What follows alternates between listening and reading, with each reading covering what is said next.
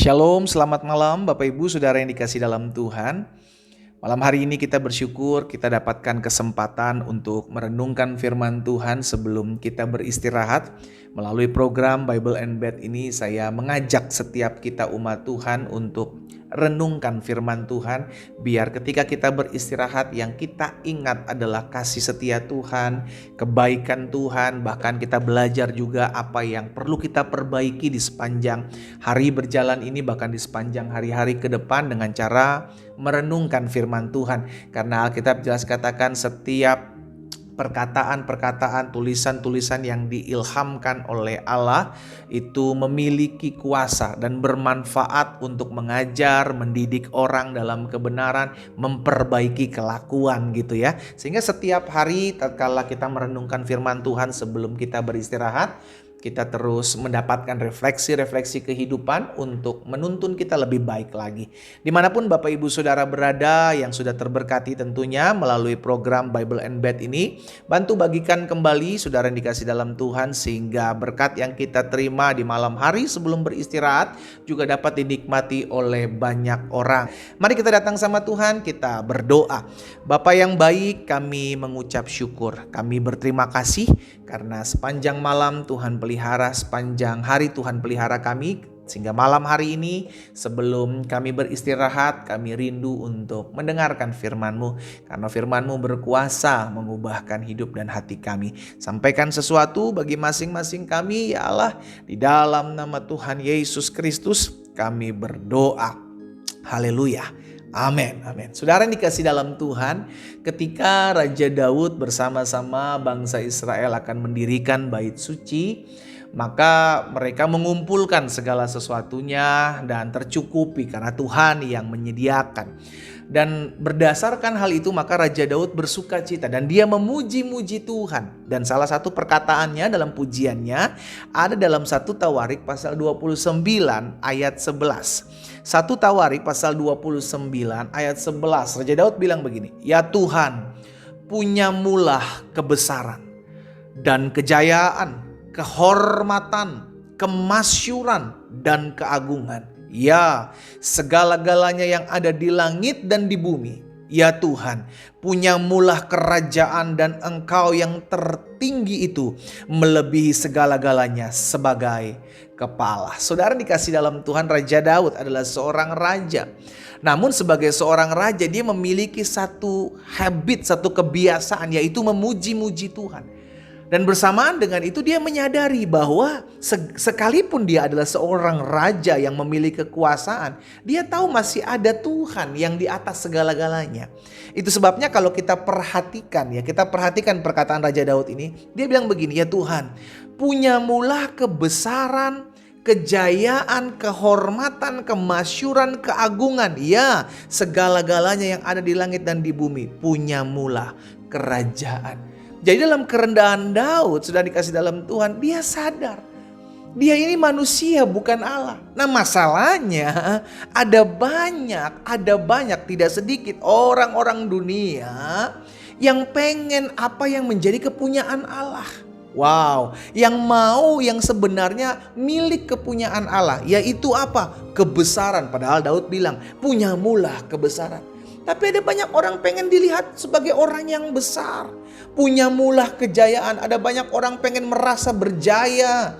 Punyamulah Tuhan kehormatan. Ada banyak orang haus akan kehormatan. Punyamulah Tuhan kemasyuran. Ada banyak orang pengen terlihat masyur, pengen diagung-agungkan. Wah, itu sebabnya hari ini kita diingatkan saudara sebagai anak-anak Tuhan. Yuk, malam hari ini jangan mengingini apa yang memang punyanya Tuhan. Iya kan? Apa sih yang punya Tuhan? Tadi Daud udah bilang dalam 1 Tawarik 29 ayat 11, punya Tuhanlah kebesaran, punya Tuhanlah kejayaan, punya Tuhanlah kehormatan, punya Tuhanlah kemasyuran, punya Tuhanlah keagungan, punya Tuhanlah segala sesuatu yang tertinggi yang melebihi segala-galanya.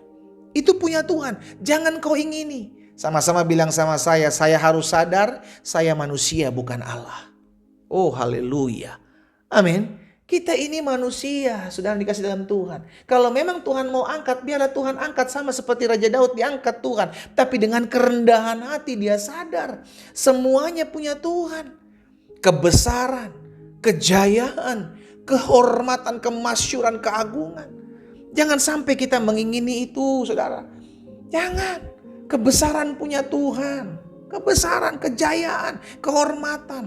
Jangan mengingini menjadi besar, saudara. Gak usah. Apa yang Tuhan titipkan, apa yang Tuhan percayakan, udah terima itu. Ya, berjalanlah bersama-sama dengan Tuhan. Kalau memang Tuhan mau angkat hidup saudara dan saya, Tuhan angkat, tetapi keep humble. Tetaplah rendah hati. Jangan sampai ketika engkau diagung-agungkan, dihormati, dimasyurkan, wah langsung merasa lubang hidung madep ke atas, gak bisa ke bawah. Aduh, bahaya saudara. Ya, ingat kita manusia. Tapi masalahnya di akhir zaman ini ada banyak orang mengingini kejayaan. Ada banyak manusia pengen sama seperti Allah. Sehingga akhirnya yang pengen adalah kebesaran, kejayaan. Pengen dia anggap yang paling besar. Pengen dianggap yang paling hebat. Pengen dimasyurkan, dihormati.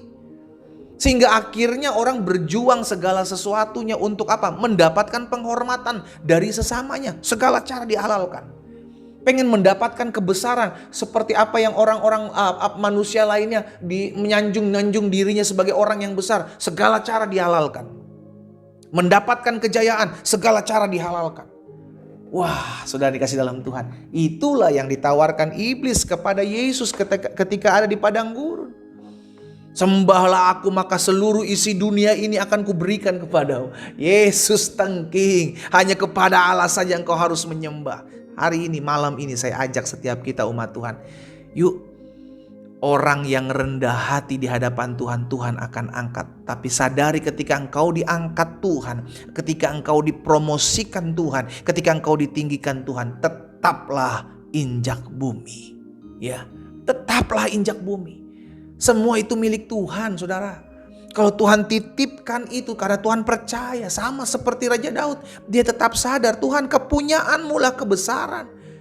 Daud bilang kepunyaanmu kejayaan Tuhan, kepunyaanmu kemasyuran, kehormatan, keagungan. Segala-galanya di langit dan di bumi. Ya Tuhan, punyamu lah kerajaan engkau yang tertinggi. Sekalipun Daud adalah seorang raja, punya Tuhan.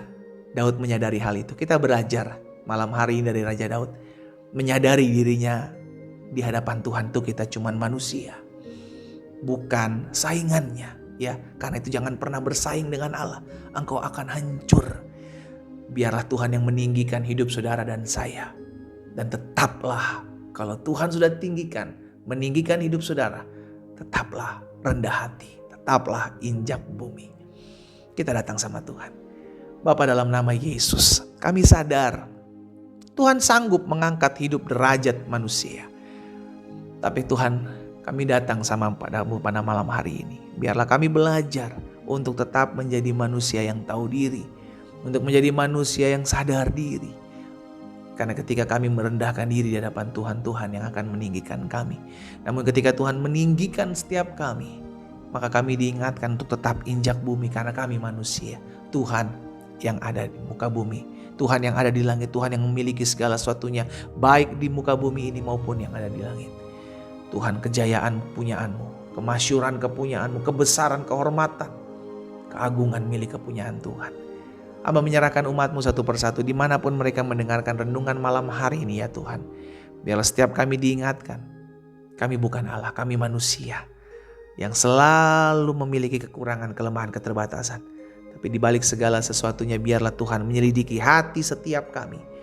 Kami hidup untuk memuliakan nama Tuhan. Hamba menyerahkan umatmu malam hari ini. Ketika kami akan beristirahat, kami percaya Tuhan yang menyertai kami. Kami bangun besok pagi dengan tubuh yang sehat, tubuh yang diberkati, dengan kekuatan baru yang berasal daripada Tuhan. Di dalam nama Tuhan Yesus Kristus, kami berdoa dan kami bersyukur. Haleluya. Amin. Selamat beristirahat saudaraku, selamat malam dan tetaplah injak bumi. Tuhan berkati.